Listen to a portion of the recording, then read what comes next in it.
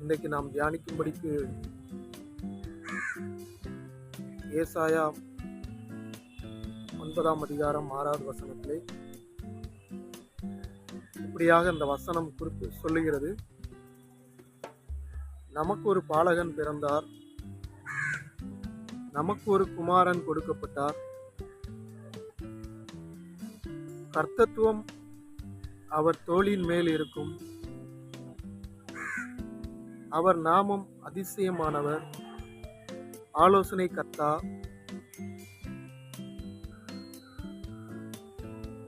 நித்திய பிதா, வல்லமையுள்ள தேவன், சமாதான பிரபு என்னப்படும் என்பதாக குறிக்கப்பட்டுள்ளது. நம்முடைய தேவனாகிய கர்த்தர் இந்த மாதத்திலே சமாதானத்தை நமக்கு தருவதற்கு அவர் வல்லமை உள்ளவர். அவருடைய நாமம் சமாதான பிரபு. பிரபு என்றால் ஒரு ராஜ்யத்தை ஆளக்கூடிய வல்லமை படைத்தவர் நம்முடைய தேவனாகிய கர்த்தர். அவர் நாமம்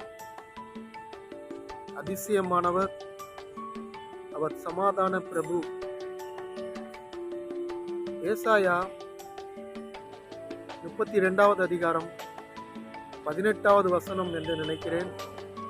அதில் இப்படியாக குறிப்பிடப்பட்டுள்ளது, என் ஜனம் என்ற அவர் உரிமையோடு, என் ஜனம்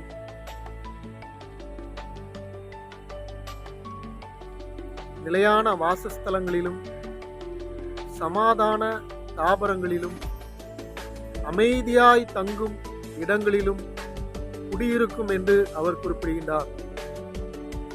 என் ஜனம் என்று அவர் உரிமையோடு கூட தம்முடைய பிள்ளைகளை அவர் குறிப்பிட்டு, அவர்கள் சமாதானமான இடங்கள், சமாதான தாபரங்களிலும் நிலையான ஒரு இடத்திலும் அமைதியான ஒரு இடத்திலே அவர்கள் வாசம் பண்ணுவார்கள் என்று அவர் குறிப்பிட்டுள்ளார்.